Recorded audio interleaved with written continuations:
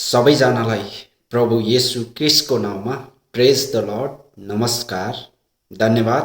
सधैँ चाहिँ आज पनि म तपाईँहरूको बीचमा आउन पाएको छु एउटा वचनलाई लिएर।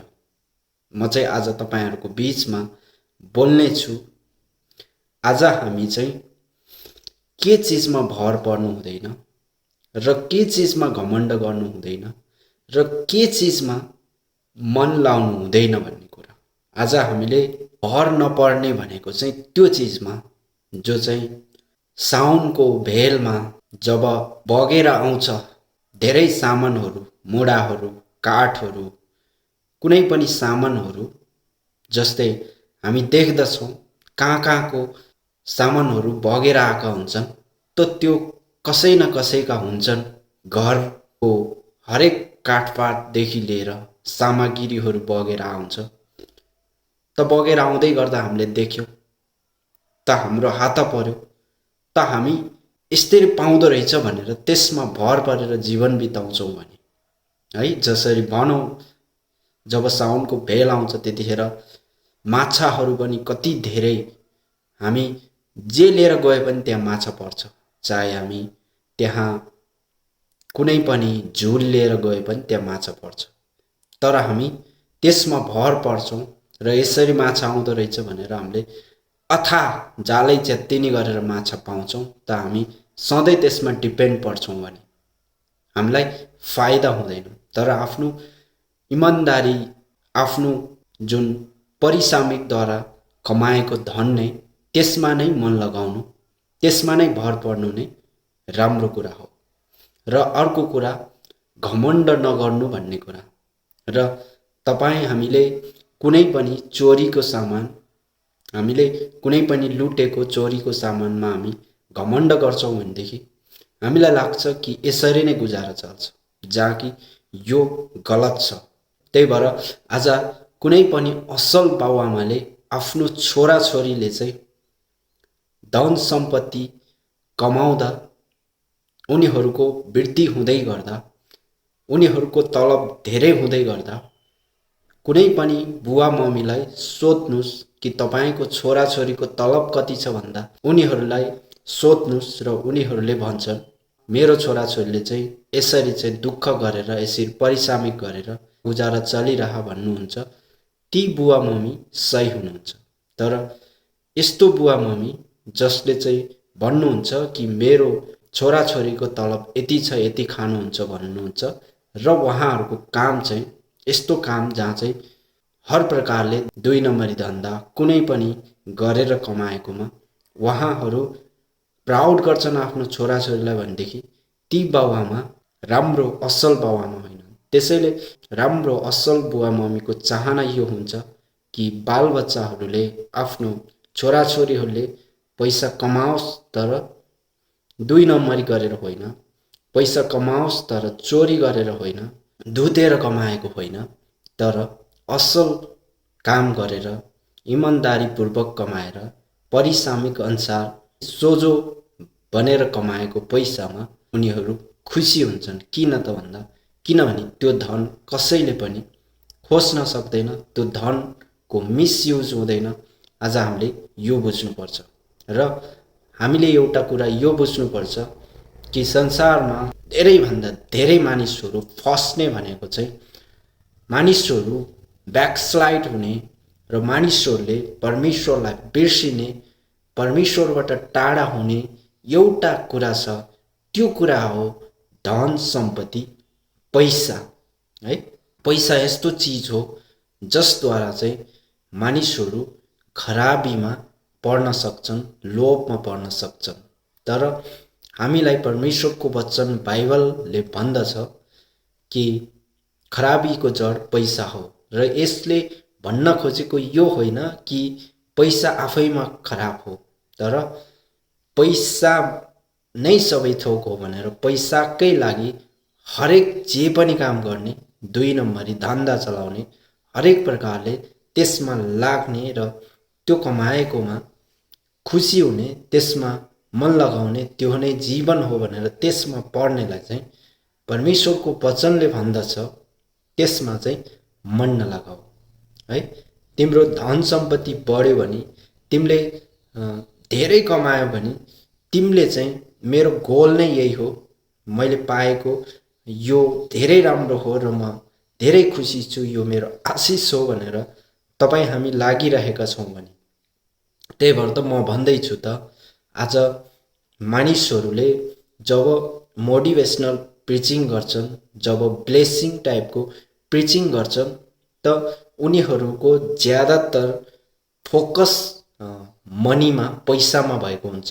त त्यो जुन प्रिचिङ छ, ब्लेसिङको प्रिचिङ छ, जो कमाउनको लागि, जो यहाँको धन सम्पत्तिलाई बढाउनको लागि जुन प्रकारको ब्लेसिङ प्रिचिङहरू गर्छन्, त तिनीहरू किन चाहिँ हरेक एङ्गलबाट उनीहरू मिस्टेक छन्, उनीहरूले त्यो कुरा, त्यो प्रिचिङ उनीहरूको किन मिस्टेक छ त भन्दाखेरि हामीलाई परमेश्वरको वचनले त्यो तरिकाले सिकाउँदैन, जो चाहिँ आज हामी भौतिक कुराहरूको वृद्धिमा हामी आउँछौँ भने त्यसबाट चाहिँ डराओ है, त्यसमा चाहिँ तिमी भर नपर, त्यसमा चाहिँ तिमी प्राउड नगर है, त्योद्वारा चाहिँ त्यसमा मन लगाएर चाहिँ तिम्रो जीवन त्यसमा सीमित नराख भनेर हामीलाई भन्दछ। म तपाईँहरूको बिचमा यो वचन पढेर सुनाउने छु र यसको व्याख्या जुन मैले अगाडि गरेँ, त योबाट हामी यही कुराहरू बुझ्न सकिन्छौँ। यहाँ भनेको छ, भजन सङ्ग्रह 62:10 यसरी लेखेको छ, धुत्ने काममा भर नपर र चोरेको सामानमा अभिमान नगर। अब यो सी पाठमा, तिम्रो धन सम्पत्ति बढ्यो भनेर त्यसमा आफ्नो हृदय नलगाऊ है, तर यसको ठ्याक्कै उल्टो गरौँ, ठ्याक्कै उल्टो गरौँ। हामी त्यो धुतेको चिजमा भर पर्यौँ, हामी त्यो चोरेको सामानमा हामी घमण्ड गऱ्यौँ र हाम्रो जब प्रमोसन हुन्छ, जब हामीमा धन सम्पत्तिहरू, पैसाहरू प्रशस्त मात्रामा हुन्छ, त यही नै परमेश्वरको आशिष भनेर सम्झन्छौँ भने र यो मुद्दाबाट हामी चाहिँ निस्किन सकेनौँ भने हामी परमेश्वरबाट टाढा हुन्छौँ। त्यही भएर यो वचनले भन्न खोजेको यो हो कि तिमीहरूको धन सम्पत्ति बढ्दा तिमीहरूको हृदय त्यसमा नलागोस्। यो तिम्रो मेन मुद्दा नहोस् भन्नको मतलब यो हो कि हामी यहाँको धन सम्पत्तिमा हामी चाहिँ भर पर्दैनौँ, जहाँ चाहिँ यो धन सम्पत्ति एक दिन चोरले चोरेर लान्छ, किराले खाइदिन्छ भन्नको मतलब जतिले पनि कमाएको सम्पत्ति जति पनि छ, यहाँ हामीले धन सम्पत्ति यो कसैको आफ्नो प्याउ हुँदैन, कसैको पनि यो पर्सनल हुँदैन।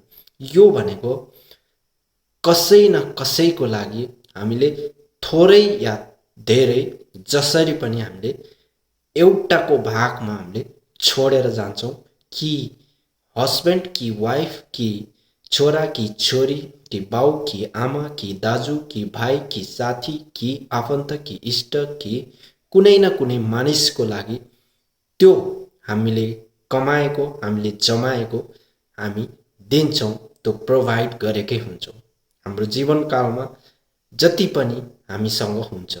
त त्यो कारणले गर्दा हामी त्यसमा मन लगायौँ भने र त्यसको लागि हामी कुनै पनि कार्य गर्नलाई हामी पछाडि नहट्ने, यहाँसम्म कि 2 नम्बरी धन्दा पनि, या फेरि त्यस्तो धन जो धुतेर कमाउने, त्यस्तो धन जो चोरेर कमाउने। त्यही भएर त यहाँ भनेको छ त, धुतेर कमाएकोमा तिमी भर नपर है, अनि चोरेर कमाएकोमा तिमी चाहिँ घमण्ड नगर र जब तिम्रो धन सम्पत्तिको वृद्धि हुन्छ त तिमीले त्यसमा मन नलगाऊ भन्नको कारण यो हो।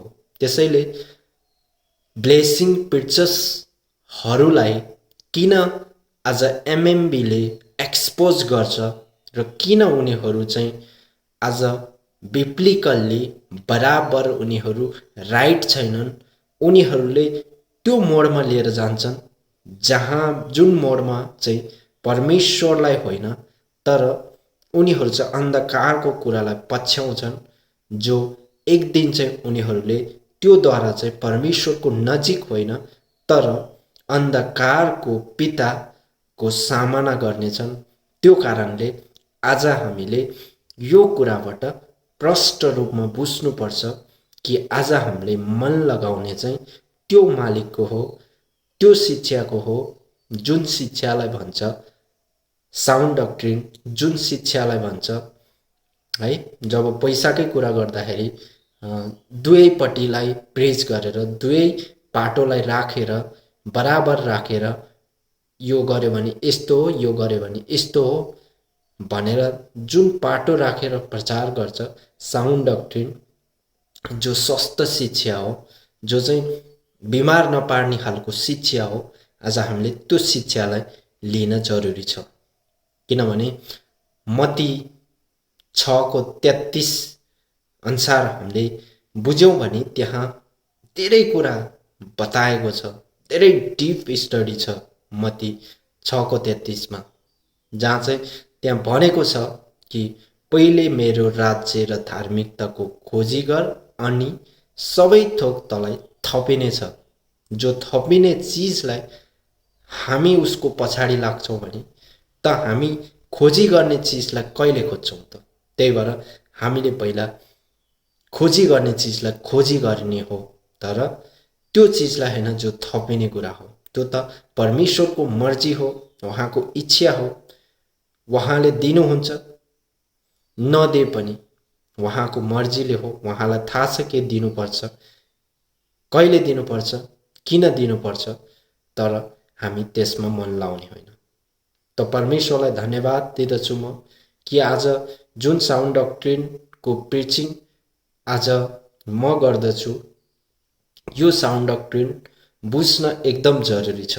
किनभने आज धेरै गडबडी छ मण्डलीहरूमा कि एउटा स्क्रिप्चरलाई जब मानिसले लिन्छ त उनीहरू आफ्नो लागि युजमा ल्याउँछन्, जहाँ चाहिँ आफ्नो फाइदा हुन्छ, तर त्यो होइन।